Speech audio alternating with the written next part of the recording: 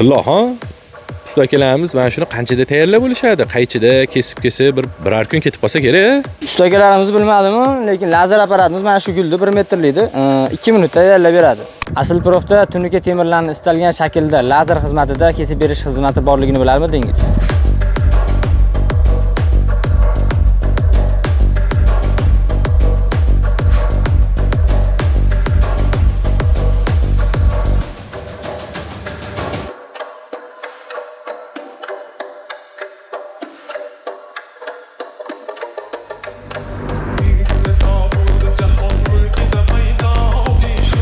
Qarang, tunukani chiroyli qilib, naqshli qilib kesishgan. Bu hech narsa emas.